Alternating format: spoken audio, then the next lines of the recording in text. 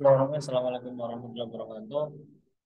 Bismillah, alhamdulilladzi hadana li hada wa ma kunna linahtadiya lawla an hadana Allah. Asyhadu an la ilaha illallah, asyhadu anna Muhammadar Rasulullah. Rabbi sholli sadri wa yassir li amri wa hlul 'uqdatam min lisani yafqahu qawli.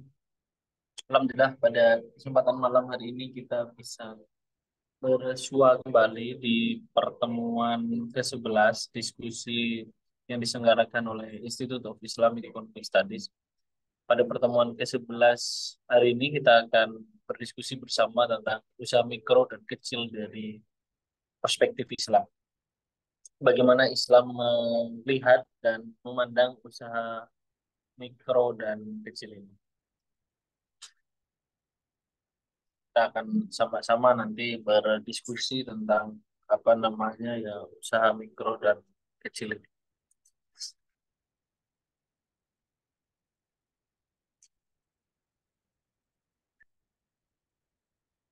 Yang pertama kita akan belajar bersama tentang klasifikasi usaha mikro, kecil, dan menengah menurut peraturan pemerintah nomor 7 tahun 2021.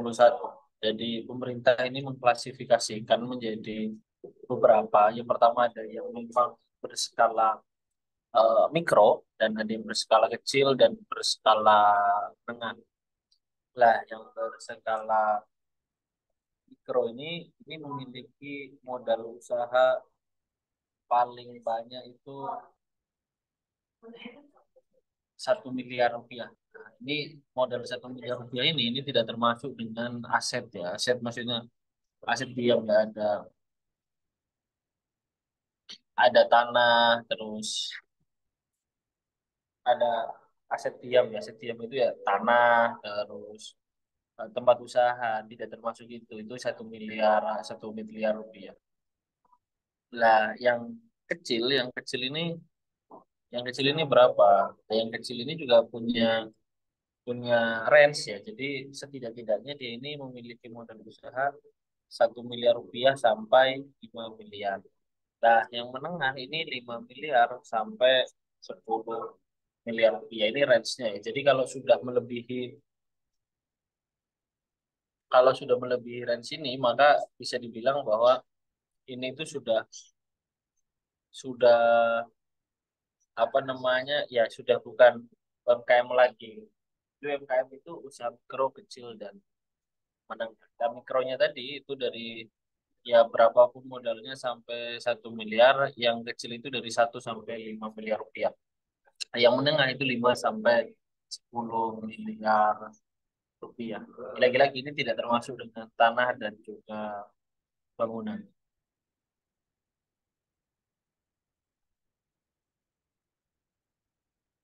Nah, apa sih problematika dalam usaha mikro kecil ini? Apa aja tantangannya? Setidaknya pertama yang kita bisa catat bersama adalah adanya persoalan modal. Jadi modalnya ini terbatas. Yang kedua, selain modal yang terbatas adalah biasanya di bisnis yang memang mereka masih mikro dan kecil, mereka cenderung tidak memiliki badan hukum. Jadi legalitas mereka itu tidak mereka urus.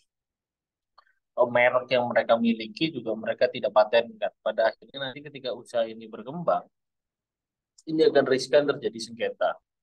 Misalkan dia memiliki merek A, dan mereknya digunakan sama perusahaan yang lain. Ini kan apa namanya ya akan menjadi memiliki presiden buruk ya, presiden presiden buruk ketika idenya itu diambil oleh orang lain. Terus yang ketiga adalah ada ya biasa UKM itu cenderung tidak mau membayar pajak. Padahal eh, bayar pajak juga bagian dari pembangunan portofolio bisnis ya. Nah, ini yang sering tidak disadari bahwa bayar pajak hanya dianggap sebagai tanggung jawab sebagai warga negara terhadap kenegaraan ke state. Tapi sebenarnya lebih dari itu, pajak bisa dianggap bahwa dia adalah sebagai suatu portofolio agar kita bisa bankable. Yang keempat adalah tidak memiliki inovasi. Yang kelima banyak gagap teknologi. Mari kita urai pertama. Kita kita urai satu persatu. Problematika yang ada ini apa saja dari kelima ini. Yang pertama adalah ya tadi modal terbatas. Modal ini benar-benar kayak drama gitu ya. Model ini itu apa namanya? Model model ini problemnya jadi modal. Terus bagaimana UKM ini kan nggak bankable. Dalam artian memang tidak memiliki aksesibilitas yang baik ke finance industri, ke industri keuangan. Sebenarnya negara itu menyediakan instrumen, ada kredit usaha rakyat yang dikeluarkan oleh negara lewat apa namanya ya bank di himbarannya lewat BRI, BNI, terus apalagi itu PTPN, eh, dan juga di Bank Syariah Indonesia ya.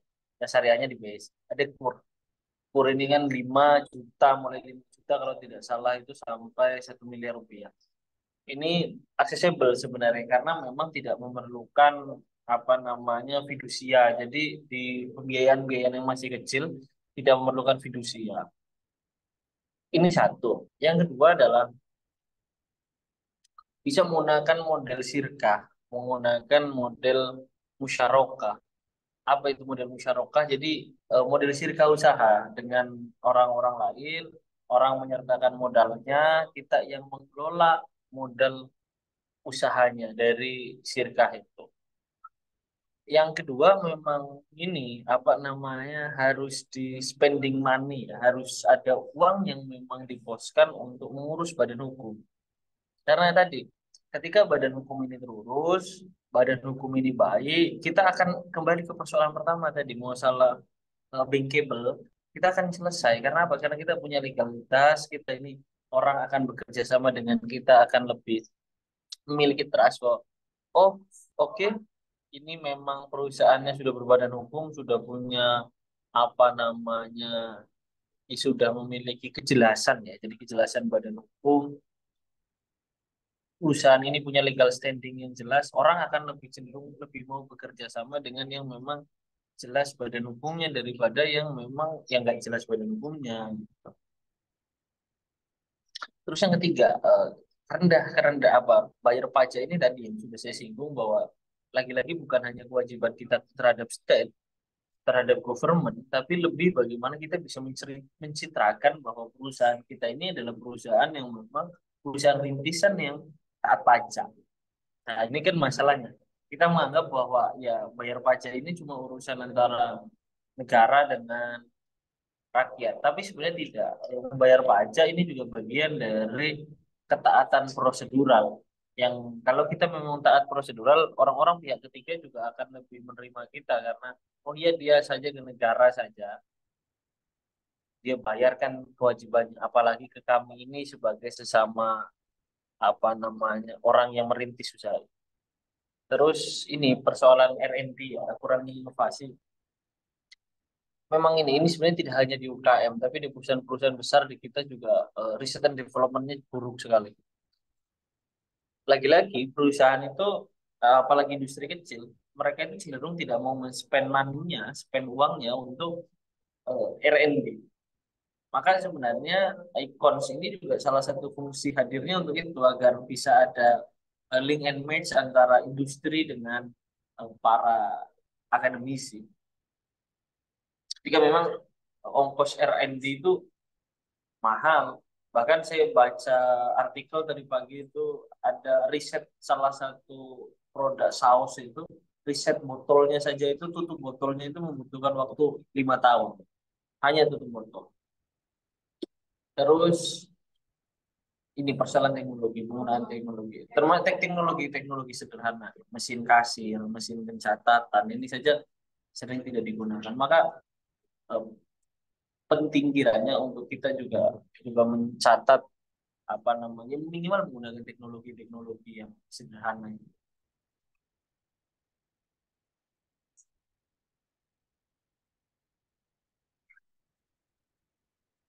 Selanjutnya, bagaimana pandangan Islam tentang usaha mikro dan kecil ini? Yang kita pastikan bahwa dalam pandangan Islam, bekerja adalah suatu yang merupakan kewajiban sebagai seorang manusia. Eh, Muhammad Hasan Al-Syaibani dalam kitab Aris Al-Muntasab, seperti yang dikutip oleh Syekh Hadi Warman Karim dalam bukunya, bahwa bekerja dan berusaha merupakan unsur utama produksi, mempunyai kedudukan yang sangat penting dalam kehidupan. Bekerja merupakan sarana untuk menunjang pelaksanaan ibadah kepada Allah. Oleh sebab itu, hukum kerja adalah kewajiban. Maka bekerja ini adalah part of time dari sequel panjang usaha mikro. Maka karena ini part of time-nya, sequel awalnya, si sequel awal ini adalah bekerja. Karena usaha mikro yang sangat-sangat kecil ini memang tidak layak, dalam tanda petik ya, tidak layak disebut sebagai suatu bisnis industri yang dia bergeliat sedemikian rupa, itu tidak. Tapi yang harus kita lihat bersama bahwa di ranah mikro adalah bekerja untuk memenuhi kebutuhan sendiri sambil membuild up perusahaannya, sambil membuild up bisnisnya. Ini adalah suatu kewajiban di Islam. Bahkan Rasul berkata bahwa 9 dari 10 pintu rizki adalah dari niaga, dari perniagaan. Eh, Kita dalam Islam memahami setidaknya ada 5 prinsip yang prinsipal tentang usaha mikro dan kecil. Yang pertama adalah larangan riba. Kita sama-sama tahu bahwa dalam Al-Quran kita mengetahui bersama ada perintah bahwa wahlul bai'a wa harrama riba, dan Allah telah membolehkan jual beli dan mengharamkan riba. Kalau kita tanya lagi, mahwa riba, apa itu riba? Riba, riba itu adalah suatu tambahan. Tambahan apa? Ya, tambahan yang memang ini tidak disepakati di awal. Tambahan-tambahan yang memang eh, ini jelas-jelas unsur keribaan. Misalkan dalam proses utang itu tidak boleh ada tambahan. Kita utang 1 juta rupiah, ya maka harus dibayar 1 juta. Beda dengan biaya. Maka ketika utang 1 juta terus dibayar 1,5 juta, 500 ribunya ini adalah riba. Dan eh, dosa riba paling kecil adalah sama dengan menyetubuhi ibu kita sendiri. Jadi itu dosa paling kecil dari riba. Yang selanjutnya adalah ada larangan boror dan maisir. Kalau kita tanya lagi, mau boror, apa itu boror? Boror ini suatu ketidakjelasan. Jadi ketidakjelasan seperti apa? Jadi ketidakjelasan di apa namanya? Ketidakjelasan di akadnya, ketidakjelasan di kesepakatannya. Ketika misalkan apalagi di perusahaan rintisan, ketika terjadi force major, terjadi kebangkrutan, siapa yang akan bertanggung jawab? Bagian proporsionalnya seperti apa? Ini tuh harusnya disepakati di awal, karena ketidakjelasan ini yang akan berikut hari membuat keretakan dalam pembangunan usaha. Maka dalam syirkah, dalam musyarakah, dalam mudorobah, dalam suatu bisnis niaga, itu perlu satu kejelasan. Jelas apa? Pertama, jelas modalnya dari mana. Jelas apa yang dilakukan. Skemanya mau apa. Ini jelas. Islam itu melarang boros, melarang ketidakjelasan. Yang selanjutnya apa? Ada maisir. Maisir ini judi.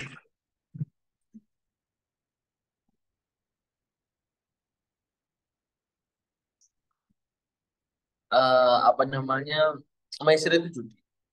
Bisnis macam apa yang judi? Misalkan, eh, mohon maaf, multi level marketing yang itu cenderung ke bisnis money game. Nah, itu tidak boleh karena itu mengandung setidak-tidaknya nilai dari maisir itu, nilai dari perjudian itu. Yang ketiga ada prinsip keadilan dan kesejahteraan sosial.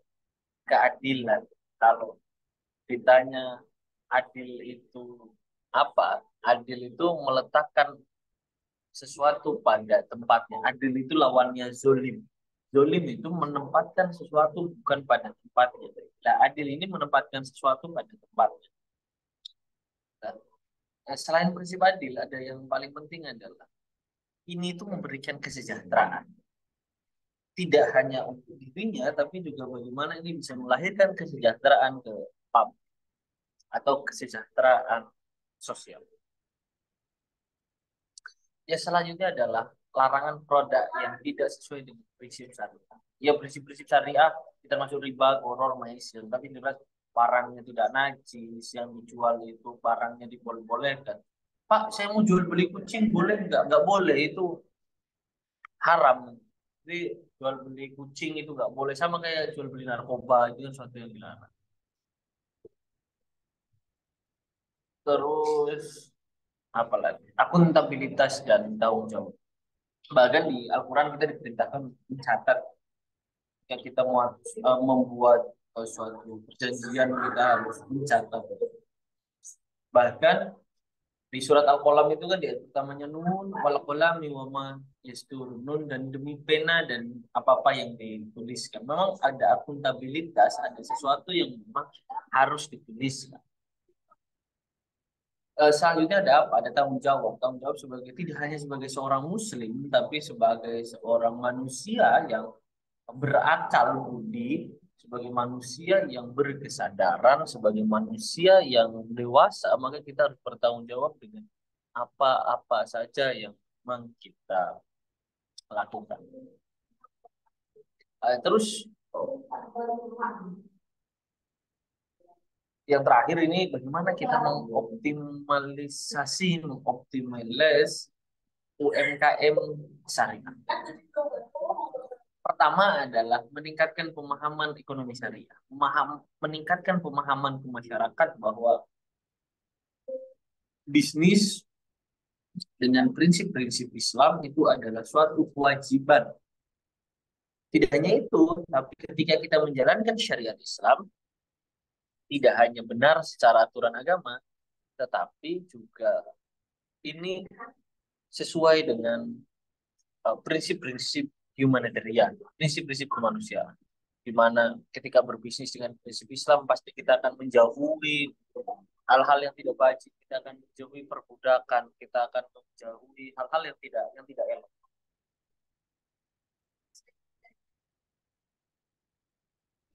Terus apalagi selain peningkatan literasi ekonomi syariah di masyarakat juga di dalam industri.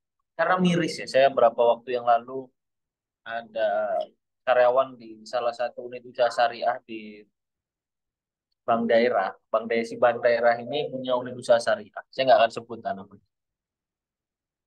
Si salah satu karyawan ini datang ke tempat saya bekerja. Terus ditanyalah sama salah satu kawan di tempat saya bekerja. Pak, ini apa Bang Konven induknya Bapak sama Upus ini ada bedanya nggak? Jawabannya nggak ada. Sama-sama aja, Pak. Padahal jelas membedakan itu. Kita sama-sama paham ketika akadnya saja berbeda, maka itu akan berbeda. Kan kita juga sama-sama paham bahwa apa sih perbedaan orang yang melakukan apa nama hubungan marital, dia sudah merit dan non marital. Ya sama-sama saja. Saya yakin sama-sama saja. Prosedurnya kan sama-sama saja. Tapi kan di sana ada akad ya, yang membedakan. Yang kedua adalah memanfaatkan teknologi dan digitalisasi. Ini menjadi suatu peluang besar di dunia perdagangan mikro kita. Ketika kita bisa mengoptimalisasi teknologi dan digitalisasi juga termasuk bisa mengkapitalisasi industri halalnya. Ini kita bisa akan mendapatkan kutil efek yang besar. Yang ketiga adalah bagaimana kita bisa mengembangkan produk dan layanan unik dan bermakna. Jadi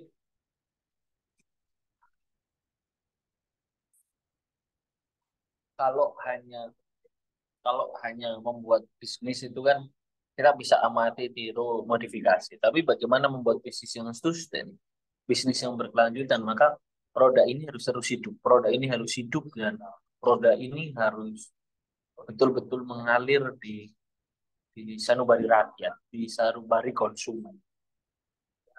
Terus yang keempat adalah membangun kemitraan dan jaring. Kita sama-sama eh, pasti memahami satu doktrin bahwa ketika memperbanyak silaturahim, maka ini akan memperbanyak rizki, akan memperpanjang usia. Dan doktrin ini harus kita aktualisasikan dalam pengembangan UMKM syariah, di mana ketika kita membangun suatu kemitraan, membangun satu satu resource, kita ini bisa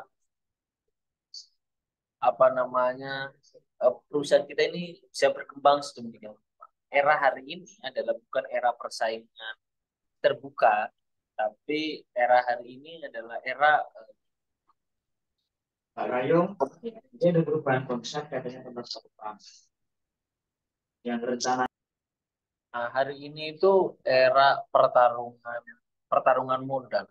Nah, di era pertarungan modal inilah kita diperlukan kemitraan dan jaringan. Ada konsolidasi di antara umat untuk bisa menaikkan capacity dari bisnis. Misalkan ketika kita berbisnis di hulu, bagaimana kita bisa membangun kerjasama dengan hilir yang memang memiliki satu frekuensi sama, bahwa orientasinya bukan hanya orientasi ke kapital, tapi lebih dari itu orientasinya adalah falah, orientasinya adalah kejayaan, orientasinya adalah dakwah itu sendiri. Bagaimana kita bisa eh, menjunjung apa namanya izah Islam, kita bisa menjunjung izul musliminnya. Ini bisnis ini bisa menegakkan bagian dari Imaduddin, tiang-tiang beragama.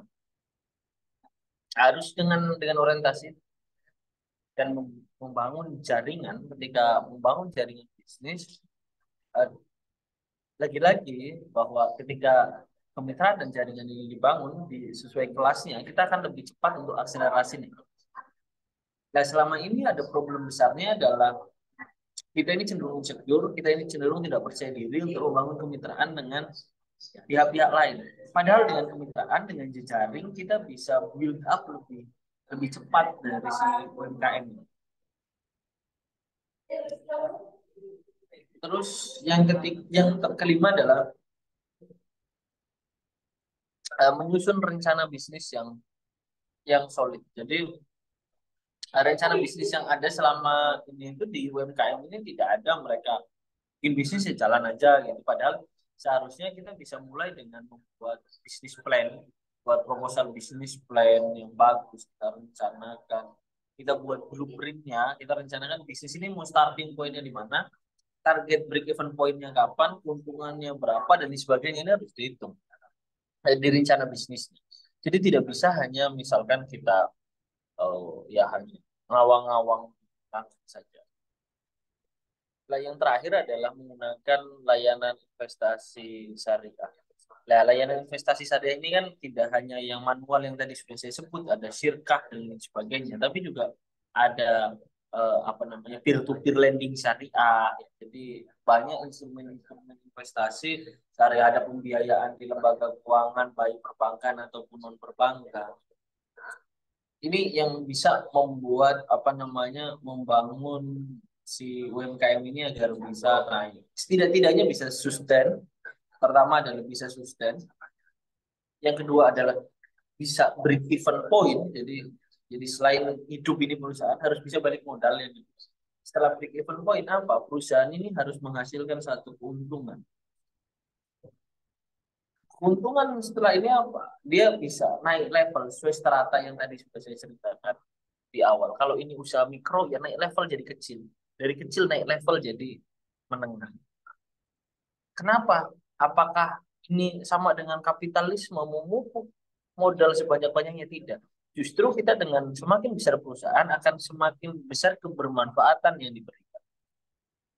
Khairun nas anfa'uhum linnas. Sebajik-bajiknya manusia adalah manusia yang bermanfaat untuk orang lain.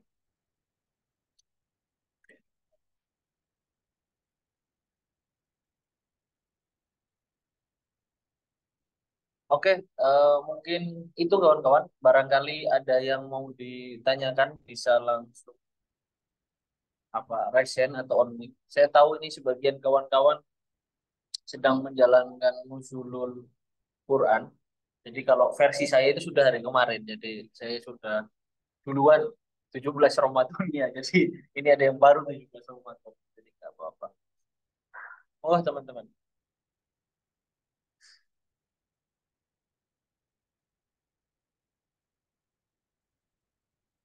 Oke, kalau tidak ada mungkin kita cukupkan untuk malam hari ini. Kita bertemu di pertemuan besok hari dengan apa namanya dengan Mbak Najmi tentunya dengan bahasan yang akan beliau bahas besok hari. Jadi besok kita akan berdiskusi tentang banyak hal lah bersama Mbak Najmi. Oke, terima kasih teman-teman. Jadi karena saya kebetulan lagi di luar, jadi biar nanti kita bisa lanjut diskusi kita di besok hari. Sehat-sehat selalu kawan-kawan. Wassalamualaikum warahmatullahi wabarakatuh.